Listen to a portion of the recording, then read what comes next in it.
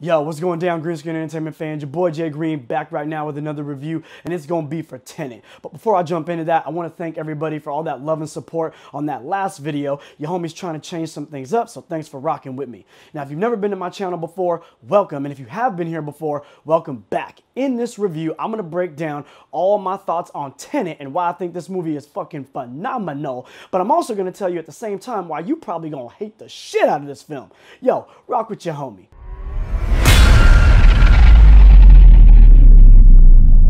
All right, everybody, so I'm going to break it down like this. I'm going to give y'all the negatives, and then I'm going to jump into the positives of what I liked about this film.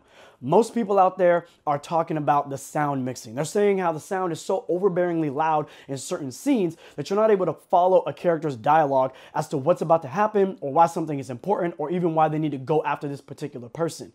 Now, truth be told, the sound is quite loud in some areas. It didn't really bother me, but I can definitely see how if the sound is so loud and you're not able to follow the characters, what they're trying to do or what the actual mission is at hand, you're going to get lost. And if you get lost, you're going to get disconnected from the film, walking out like, it wasn't really that good. Another problem that a lot of people have right now with this movie is that it has crazy exposition. Now, exposition is in a film where the characters are basically explaining something to another character so that we, the dumbass audience, knows what the fuck is going on.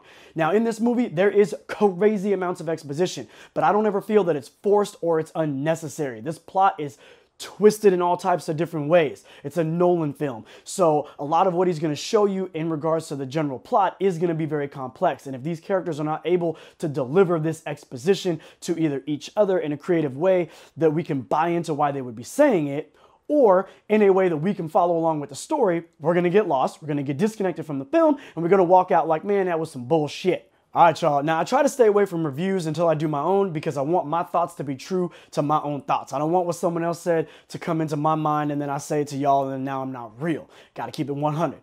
With that said, those two issues are the things that I have heard the most of. Either the sound was too loud, you can't hear a certain character speak to another, so you get a little bit lost, or that there was way too much dialogue and exposition in a certain scene, so now it's boring to you.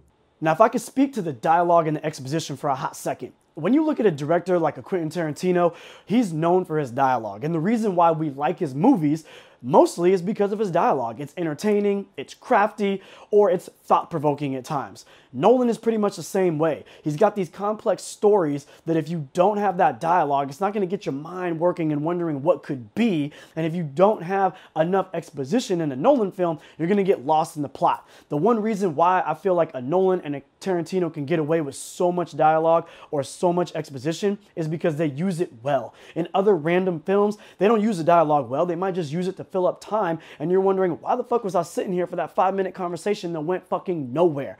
I don't feel like it's like that in Tenet. I feel like everything that is said is necessary to further the plot, help us understand, and it's done in a meaningful way. Now, in regards to the sound mixing, for me, it wasn't really that bad. I saw it in a normal IMAX theater where the sound was not overbearingly loud. However, I know if you see it in like a Dolby Prime theater, those speakers are much more magnified, so it might be really hard to hear someone speaking over some kind of ambient noise or some shit like that. So just to avoid that, if you feel like that's something that's gonna bother you, I would suggest to see it in a regular IMAX or just a normal theater first, so you can kind of get your bearings right, and then maybe later on, if you really like this movie, go see it in a bigger theater with better sound quality so you can really be immersed fully into the film. But I don't think it's a reason to not enjoy this movie, but just something to be cautious of. All right, everybody, it's the hard part. The hard part is me telling you what I liked, but telling you what I liked without spoiling the film. Now, I'm going to use the trailer as a reference point, okay? If you've seen the trailer, you've seen that car that was crashed on the freeway and then it like tumbled back up to where it was fine and dandy.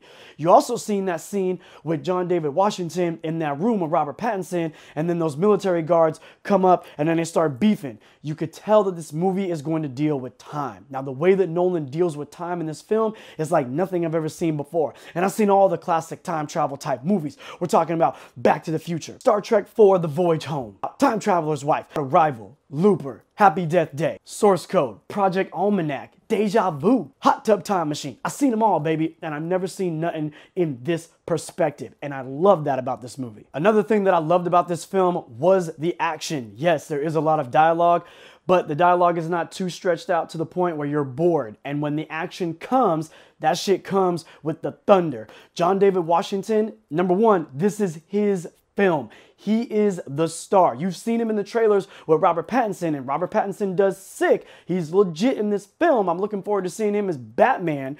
But this is John David Washington's film, and he murks the game with his hand-to-hand combat in this movie, with his physical capabilities, running up buildings, jumping off buildings, in and out of cars, all that type of shit that he does. He's like the fucking Black Tom Cruise. Yes, I said it. This motherfucker is the Black Tom Cruise. He's running all over the goddamn place and doing this hand-to-hand combat. The shit looks goddamn real.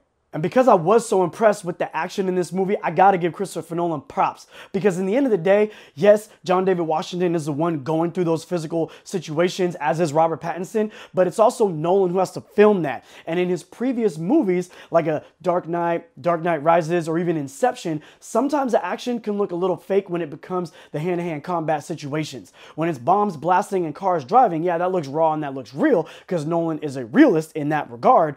But when it comes to the hand-to-hand combat, there's always a time when I was like, I wish I was a little bit more grimy and a little bit more gritty, and our actors maybe had a little bit more sweat on their brow when they was doing it. And in this movie, you really feel like you are a fly on the wall watching this dude whoop ass. Now, one of the final things that I'm going to tell you that I liked, because again, I cannot spoil it, so I can't say too much, is I enjoyed the complex ass plot. And the reason why is this: I love watching movies. When I put a movie on, I don't want to just revisit that world or revisit those emotions that that film gave me. Sometimes I want to see something new. And when you watch something like an Interstellar or an Inception, and definitely a movie like Tenet, because this plot is so complex and dynamic, you might pick up some new things every single time you watch it. So what that means to me is that when I watch it the next 10 times over the next couple of years or whatever it is, I'm going to see something a little different. I'm going to see something a little new every time that's going to reinvest me into the film and make me be like, oh, goddamn, wow, that was amazing.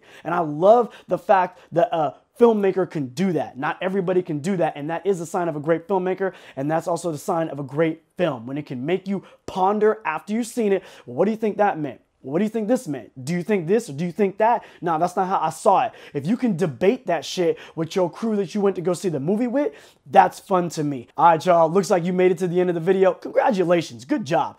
Now, if you made it to the end of the video, what that means is I was doing something for y'all. I had y'all laughing, I had y'all entertained, or I was breaking down some legit knowledge that's gonna help you make a decision if this movie is or isn't for you. Now, if I did something for you, I'm gonna ask you to do something for me. If you could hook your homie up with a like and a subscribe, yo, that would really help me out, and it would definitely help my channel. Thank you for that in advance.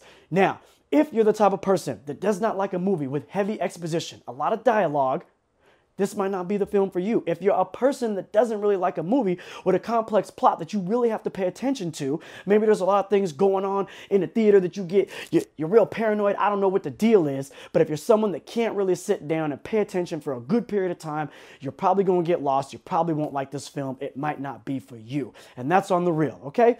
Not everything is for everyone. Now, if you're the type of person that loves action, if you like suspense, if you like new concepts and thought-provoking ideas, then this will be the movie for you. If you're not mad at heavy dialogue, but that is meaningful and useful to further along the plot and keep you invested, then this is going to be the film for you, for sure, for sure. If you're a Nolan fanboy or fangirl, don't even question it. Just go see this goddamn movie and support that man, okay? I love this movie. Definitely worth a rewatch in an IMAX or even a Dolby Digital. Just bring some earplugs. You're going to be straight off the top. I promise you that. It's also worth a Blu-ray or a 4K purchase later down the line. Yo, I hope I gave you enough to want to go see this film because I really enjoyed it. Your homie, Jay Green, I'm out.